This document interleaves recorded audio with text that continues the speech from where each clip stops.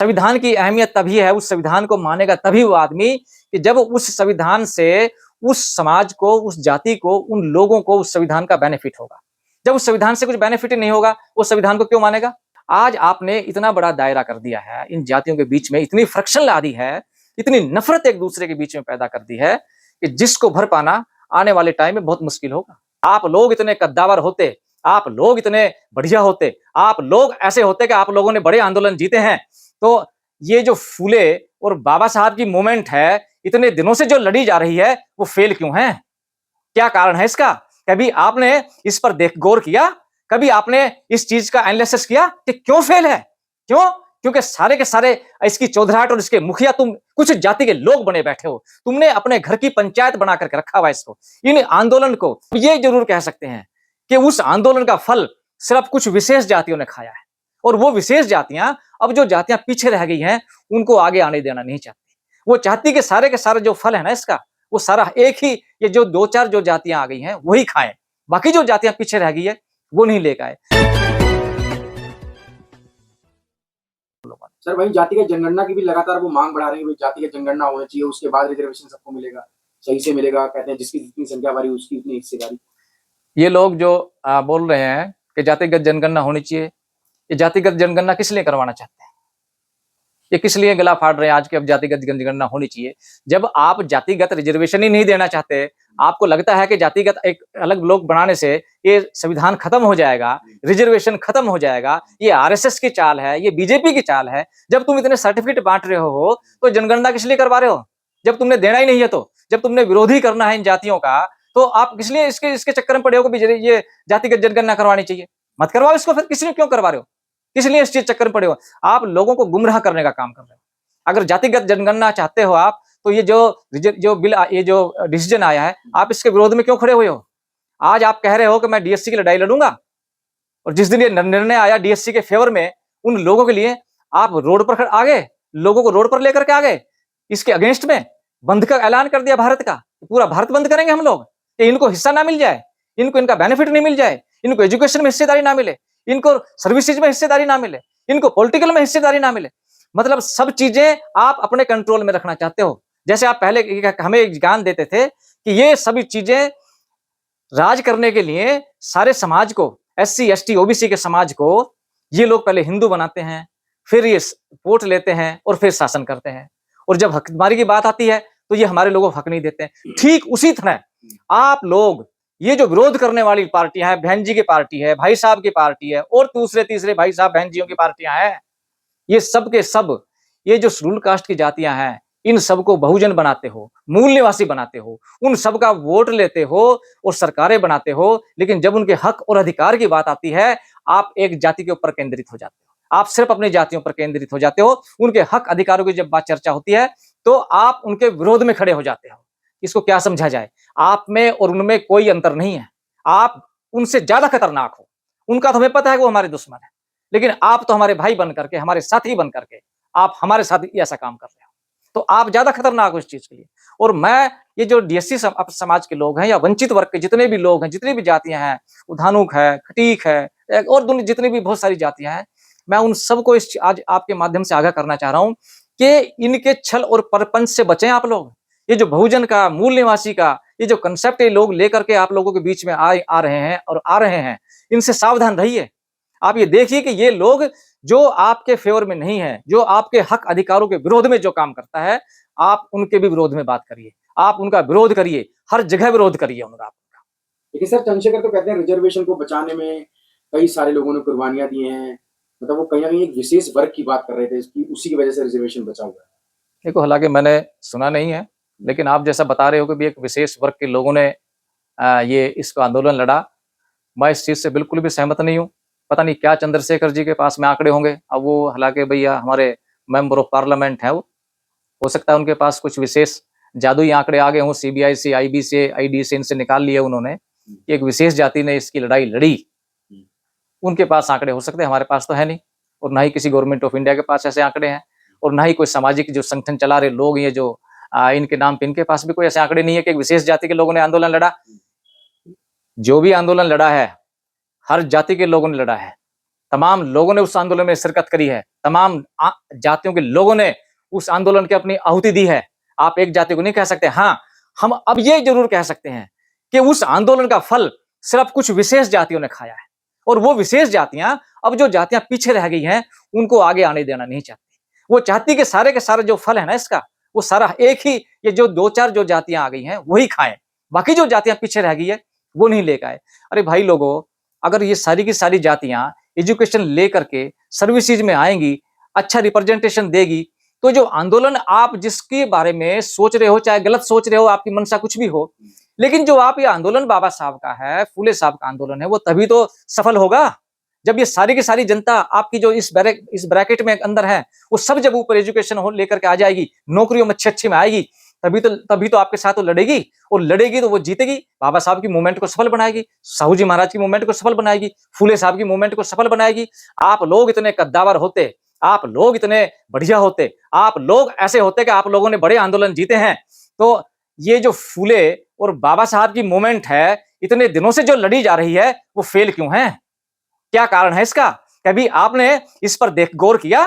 कभी आपने इस चीज का एनालिसिस किया कि क्यों फेल है? क्यों? क्योंकि सारे के सारे इसकी चौधराहट और इसके मुखिया तुम कुछ जाति के लोग बने बैठे हो। तुमने अपने घर की पंचायत बना करके रखा हुआ इसको, इन आंदोलन को, इस विचारधारा को, इस जो बाबा साहब की, फूले साहब की विचारधारा थी, जो उनके विचार थे, आप लोगों ने निचले पायदान तक नहीं पहुंचाया। क्योंकि आप जानते हो अगर नीचे पायदान तक लोग जो समझ जाएंगे इस चीज को, वे लोग ऊपर आ जाएंगे। ऊपर आएंगे तो वो अपने हक की बात करेंगे, हक की बात करेंगे तो उनको अधिकार देने पड़ेंगे, अधिकार देने पड़ेंगे। वो शिक्षित भी होंगे, वो दीक्षित भी होंगे, वो प्रशिक्षित भी होंगे, वो सर्विसेज में भी आगे आएंगे। आप ऐसा नहीं चाहते, इसलिए आपने ये जो फूले साहब और बाबा साहब का आंदोलन था, इसका भी आप लोगों ने गला घोटा है, क्योंकि आप उन लोगों तक नहीं पहुंचाने पाए हो। क्योंकि जिन लोगों की समझ में फूले साहब का आंदोलन आगा, जिस लोगों की समझ में साहू जी महाराज का आंदोलन आगा, जिसकी समझ में बाबा साहब का आंदोलन आगा, वो अधिकारों की मांग करेगा, और जो अधिकारों की मांग करेगा वो इन लोगों का दुश्मन होगा, ये उसका विरोध करेंगे। इसलिए इन्होंने ये आंदोलन को वहां फैलने नहीं दिया, नहीं उन लोगों तक पहुंचाया, जिसके कारण आज ये है कि ये जो आंदोलन, ये जो अपने घरों में आंदोलन लड़ रहे हैं, ये फूले साहब का आंदोलन, बाबा साहब का आंदोलन इसलिए फेल है, ये सब लोगों तक पहुंच नहीं पाया। अगर सब लोग तरक्की कर जाते इस रिजर्वेशन का, जिसके लिए बाबा साहब लड़े और हमारे बहुत सारे पुरखे लड़े, तो मैं नहीं जानता कि आज उनका आंदोलन, मैं सोचता हूं कि आज बहुत बड़ी ऊंचाइयों पर होता। जो संस्थाएं बाबा साहब ने बनाई, और जो संस्थाएं आज उसके बाबा साहब के बहुत बाद बनी, तो विशेष एक जो जातियों की, जो निशासक जातियों की बनी, वो संस्थाएं आज कहां पर है? और जो हमारी संस्थाएं, उनका आप एनालिसिस करके देख लो, उनका कहां पर है, आपको पता लग जाएगा कि कौन है इसके अंदर, कौन काम कर रहे हैं इसके अंदर, कौन लोग हैं जो दूसरे लोगों को लेकर के नहीं आ रहे। अरे आप नहीं लेकर के आ पा रहे, आप छोड़ो इसको, दूसरे लोगों को आने दो, उनको ठीक से देख ले, तो इसका जो इसको आगे लेकर के आए।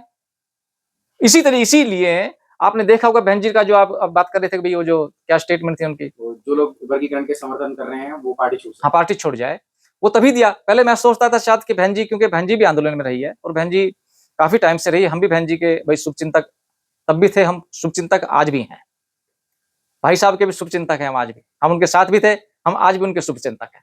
लेकिन उस पार्टी में रह करके जब लोगों ने बहुत टाइम काम किया है, और अब जब बहन जी से कहा कि भाई आपने गलत किया है, ये स्टेटमेंट दे करके आप इसका विरोध कर रहे हो, आप हमारे अधिकार रोक रहे हो, जब उन लोगों ने अपने अधिकार मांगे इनसे, तो बहन जी ने विरोध कर दिया इसका कि नहीं, और डायरेक्ट ये दे दिया कि भैया बहन जी जो है ना, कि आप पार्टी से निकल जाओ। ये बहन जी के कहने से नहीं निकल रहे हैं, वो अपने आप पार्टी छोड़ रहे हैं। कि जिस पार्टी के अंदर, जो पार्टियां हम अपनी सोच करके आए थे कि ये हमारी बहुजनों की पार्टी है, ये इनफैक्ट ये बहुजनों की पार्टी नहीं है, ये कुछ 2-4 जाति विशेष की पार्टी हो सकती है। ये बहुजन का तो सिर्फ नाम का छलावा है, झूठ बोलने के लिए, लोगों को बरगलाने के लिए आप बहुजन नाम का छलावा करते हो, बहुजन नाम का उपयोग करते हो, जिसका मिसयूज आप करते हो। तो ये जो उन्होंने कहा है, कुछ दिनों में पता लग जाएगा कि भैया ये इनका क्या चक्कर है, क्या नहीं। लोग बड़ा इल्जाम लगा रहे कि भैया ये लोग इनके अगेंस्ट में हो गए हैं, आरएसएस के। अरे यूपी में तो ये जो आंदोलनकारी लोग हैं, आपकी सबसे ज्यादा जनसंख्या है?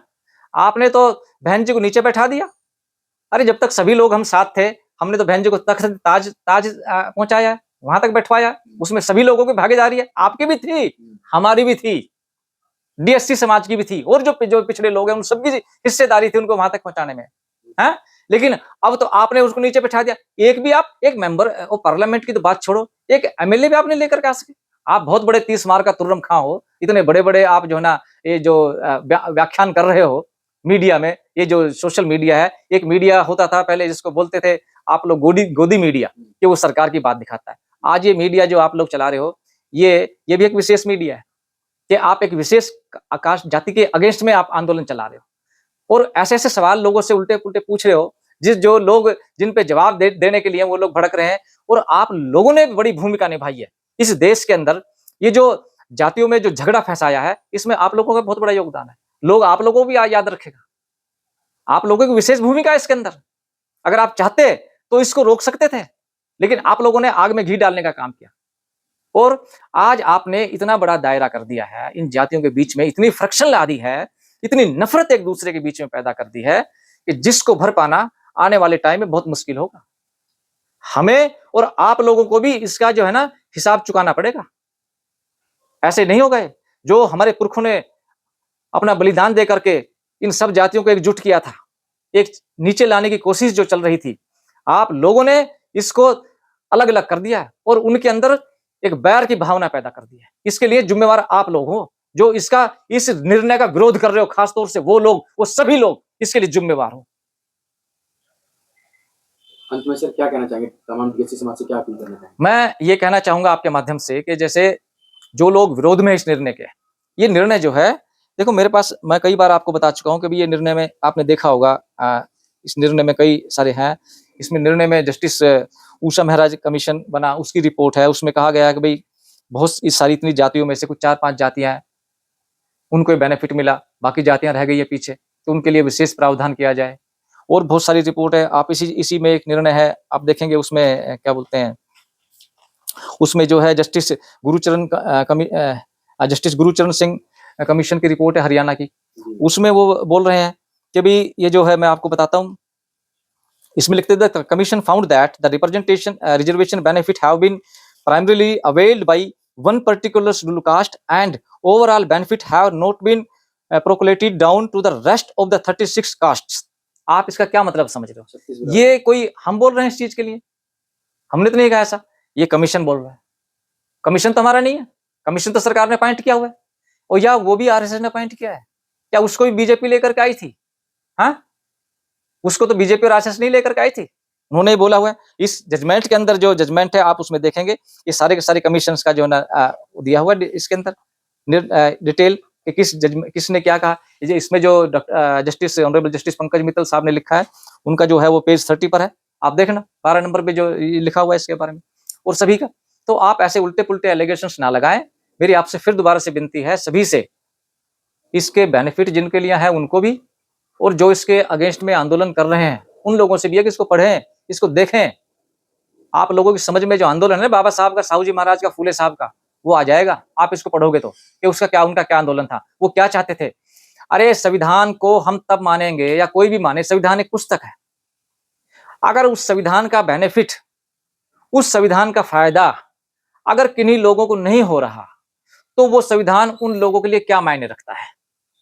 संविधान की अहमियत तभी है, उस संविधान को मानेगा तभी वो आदमी कि जब उस संविधान से उस समाज को, उस जाति को, उन लोगों को उस संविधान का बेनिफिट होगा। जब उस संविधान से कुछ बेनिफिट नहीं होगा, उस संविधान को क्यों मानेगा। तो इस संविधान में जो प्रावधान है रिजर्वेशन का, वो सबके लिए है। और ये बाबा साहब की भी सोच थी, ये दूध फूले साहब की भी सोच थी, ये साहू जी महाराज की भी थी कि ये बेनिफिट सबसे नीचे तक जो रह गया उन तक जाना चाहिए। आप लोगों ने तो इसका वेलकम करना चाहिए था, स्वागत करना चाहिए था कि ठीक है, जो भाई हमारे नीचे रह गए हैं हम उनके लिए काम करेंगे, उनको ऊपर लेकर के आएंगे। आप तो तलवारें निकाल करके रोड पर खड़े हो गए आकर के, हम इसका विरोध करते हैं, इसको होने नहीं देंगे, इन लोगों को काट देंगे, मार देंगे, क्या क्या कर देंगे।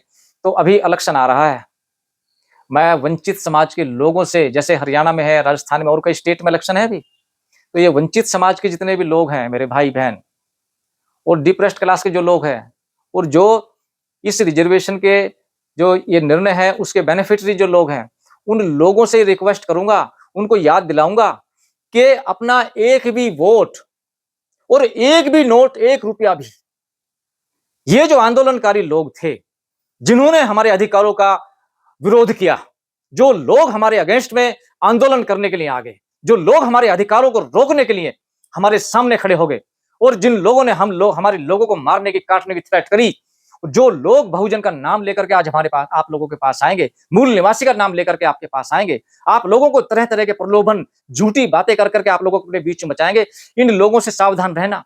और आप लोगों से ये गुजारिश है, एक भी वोट इस हमारे समाज की, ये जो वंचित वर्ग है, ये जो डीएससी के समाज के लोग हैं, एक भी वोट हमारी इन आंदोलनकारियों को ना चली जाए, इसका विशेष ध्यान रखें। मैं सभी लोगों से, अपने भाइयों से ये गुजारिश करूंगा, और वो इस चीज को ज्यादा से ज्यादा, मैं स्वयं टीम बनाऊंगा अपनी, और पूरे हरियाणा में, राजस्थान में, और जहां जहां होगा, हम अपने लोगों को संगठित करके, उन लोगों को समझा करके अपने लोगों के बीच में भेजूंगा और बताऊंगा कि ये जो विरोध करने वाले लोग थे, आज आपके बीच में आए, किसी भी पार्टी से आए, उनका आपने ना 1 रुपये से उनका 1 वोट देना, ना उनको 1 भी नोट देना, उनका 100% विरोध करना है, अपने यहां से उनको भगाना है कि जाइए आप रोड पर आंदोलन कीजिए, करिए। और ये निर्णय जो है ना, मैं पहले भी कह चुका हूं, ये सामाजिक निर्णय है, ये सोशल जस्टिस का निर्णय है। इसे, ये तो क्या, अगर इनके जैसे हजारों और भी आ जाए, वो भी इसको नहीं रोक पाएंगे। ये लागू होगा और लागू होकर रहेगा, सिर्फ एजुकेशन और नौकरी तक सीमित नहीं होगा, ये राजनीति में भी होगा। और जब हमारे नेता आएंगे, वो हमारी बात करेंगे, वो हमारे रिप्रेजेंटेशन की बात करेंगे, वो एजुकेशन में हमारे रिप्रेजेंटेशन की बात करेंगे। हमारे नेता आएंगे तो हमारे लिए नौकरी की बात करेंगे, वो हमारे नेता आएंगे तो हमारे लिए कानून बनवाएंगे। आज इनके लोग बैठे हुए हैं, इनके सहारे हम लोग हैं, और इन लोगों का हकीकत हमने आज देख ली है। अब पर्दाफाश हो गया है इनका, अब इनकी मक्कारी, इनका छलावा, इनका झूठ, इनका ये बहुजन शब्द, इनका ये मूल निवासी शब्द, अब ये आगे हम चलने नहीं देंगे। और मैं मानता हूं कुछ हमारे लोग इनके इसमें फंसे हुए हैं, वो भी जल्दी से जल्दी आ जाएं। आज आ जाएंगे, बहन जी ने तो कह दिया भाई आप निकल जाओ यहां से। कल को अगर वो नहीं भी आते हैं तो भैया, जो बहन जी के साथ है वो बहन जी की जूती खा करके आएंगे, जो भाई साहब के साथ है वो भाई साहब का जूता खा के आएंगे। किसी भी भाई साहब के साथ है वो कल को उनका जूता खा के आएंगे। आना उनको जरूर है, और जब भी हमारे भाई आएंगे, हम उनका स्वागत करेंगे। और मैं फिर इसी उम्मीद के साथ और आशा के साथ कि हमारे वंचित वर्ग के लोग आने वाले दिनों में, आजकल वैसे हरियाणा में, राजस्थान और के स्टेट में इलेक्शन है, एक भी वोट इन लोगों को ना दिया जाए, और एक भी वोट उन लोगों को ना दिया जाए, उस पार्टी को ना दिया जाए जो इसके विरोध में हो। उसको वोट दें, चाहे वो कोई भी पार्टी है, जो ये ऐलान करे कि हम इस वर्गीकरण को लागू करेंगे, और जो वंचित समाज के लोग हैं उन लोगों को आगे लेकर के आएंगे। जो पार्टी ऐसा काम करे, हम उसका साथ और सहयोग करेंगे। जो इनके विरोध में होगा, हम उनका 100% विरोध करेंगे। धन्यवाद। और एक बार फिर मैं आप सभी लोगों से गुजारिश करूंगा कि इसको देखें और अपने लोगों को जागरूक और जनजागृत करें। इन आंदोलनकारियों को जरूर इस आने वाले समय में सबक सिखाएंगे, इस उम्मीद के साथ। जय भारत, जय भीम।